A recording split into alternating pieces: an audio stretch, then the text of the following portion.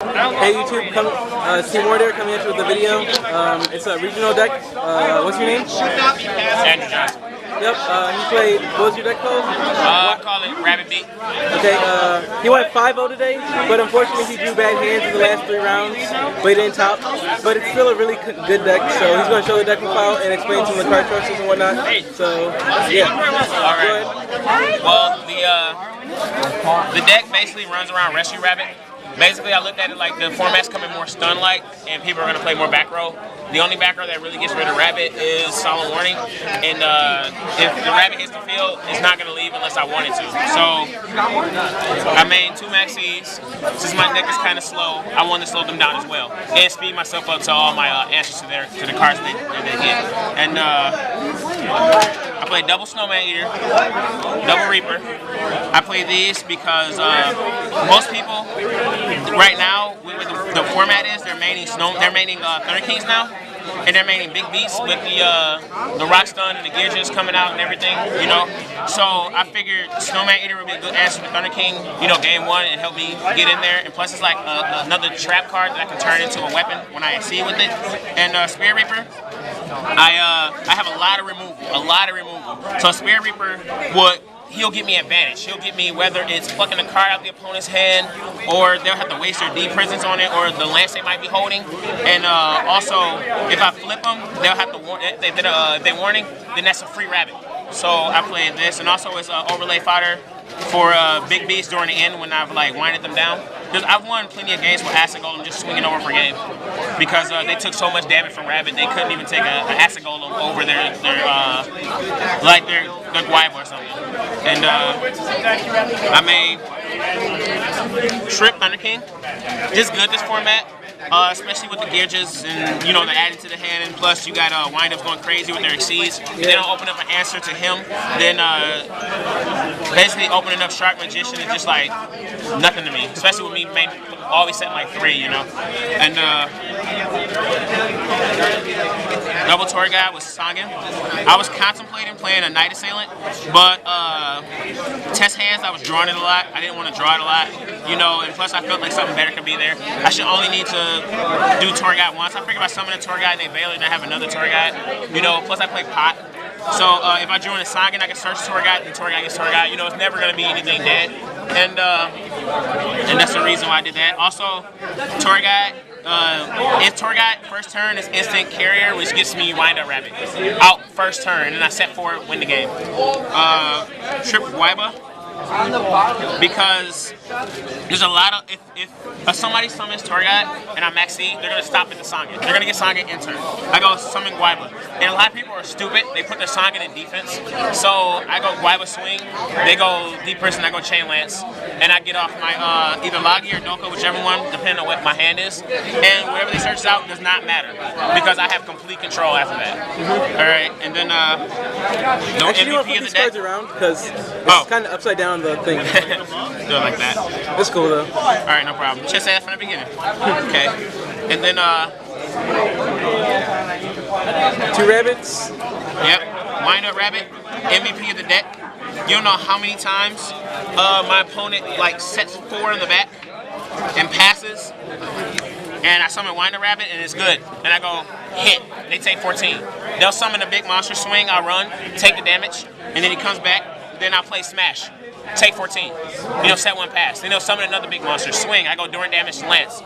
It dies. And then next turn, take 14. It just winds them down. And then they have to start wasting their back row. Wish isn't going to do anything because he's going to keep coming back. Turn after turn after turn after turn. Yeah. Wind up beat. And then Gores. Just if I open all monsters with Rabbit and Gores, it's beautiful. Because I'll go summon Wind Up Rabbit, and I'll go probably summon the Thunder King, swing. I'll go negate, hit, Gores drops with token. Next turn, Wind Up Rabbit comes back with Gores. You know, and then I play my heavy, or you know I'll play my lance and everything else, and it's just really good together. Okay, we can move on down. Okay. All right. My spell lineup: Pot, Monster Reborn, Dark Hole, Double Smash for removal. There's a this deck loses to big defense monsters. Right. This deck loses to big defense monsters and just big monsters in general if I don't have any back row. So I double the smash. Works wonders with the Winder Rabbit. Trip Lance. Again. It's good with the Guayabas. It's perfect with the Guayabas. Perfect with the Wind-Up Rabbit. Most people don't have an answer for a damage step. Heavy, double MSC. I was maining 3 MSCs because I'm playing the Guayaba. I wanted to go through, but then I realized that, you know, it just wasn't a part of the deck. The deck is more control versus back row destruction. Plus, I was playing Trip Lance. So I look at this as like having 6 answers to the back row. So I side the third one in case I go up against like Dark World or Gravekeepers or anything like that. Book of Moon's utility plus Guayaba. Compulse. Everybody's like exceeding. You know, Zen Main is a problem for me too. Yeah. Compulse it, get rid of it. Solemn. 2 prisons. 2 warnings. Torrential, which combos great with Rabbit again. And double bottomless. Okay. Want to show the extra deck? Extra deck. Now, most of the like side the whole, deck. One or two. Okay, and this is my side. The whole first day, like people were, I go summon Tour Guide, get Carrier, go for Winder Rabbit, set 4 paths. Like, oh my god, I'm playing windups. And then you know, they side in their Valor, side in their Maxis, you know and everything. You know what this reminds me of? Wilson, not Wilson. Is it Wilson Tang? Person? Yeah, who played? He played Photon Saber Tiger.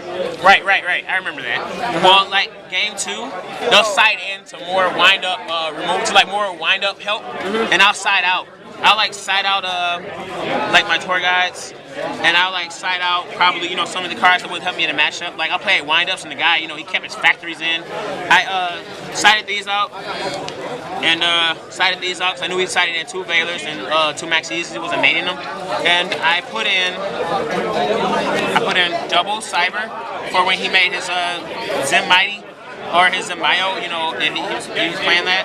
I go straight into complete stun on my second play, and everybody's like, "What the hell are you playing? You were playing windups last game," and I'm like, "No, not really." And then this helps me against the Insectors. I only played like 1 Insector here today, but it's still good to have. I don't want to get wrecked by them. It made top 4, so it must be a good deck. And yeah, it did. 1 Crow. I felt like 1 was good enough. And honestly, man, I didn't even see a chance to side in Crow. You know, I thought it was gonna be some like plants here or whatever, spores back, and everybody was talking plants, blah blah blah blah blah. You know, and then when I thought about it, I went up against windups. I was like, they summon rat and they try to get back. I Crow it. It doesn't matter because when I kill the rat, they have another rat target. So I was like, I might as well just have the Valor. You know. And then they can make Levier Sea Dragon and bring it back, and then use the rat that I just banished or whatever. Yep. 2 Royal Decrees. This is just here for like burn, and it's here for like Final Countdown. I don't want to lose to those jank ass decks, so I make sure I side these 2. And then Nobleman. Because game 2, if all they see is the Thunder King and the Guayabas, they're going to side in Snowman Eaters. So this gets the face down before it gets me. Okay. And it hits the Raikos and the Dragons, and you know, people set their Sangen because I got the pressure on them, then it'll hit that for me. The MSC I told you about, and 2 the Dimensional Fissures. Today I went up against Lysworn. GG. So this is great. This is great. These 2 combo perfectly against Dark World, against Lightsworn, against Dragons, against a lot out here. And windups, if I go second and they do all that BS blah blah bullshit, most people go Shockmaster, call spells first turn. So then I set all my spells and I'll set Dynamo. They go, and then they'll call out traps because they're scared of it. And then they'll swing. Kill all of your fucking monsters.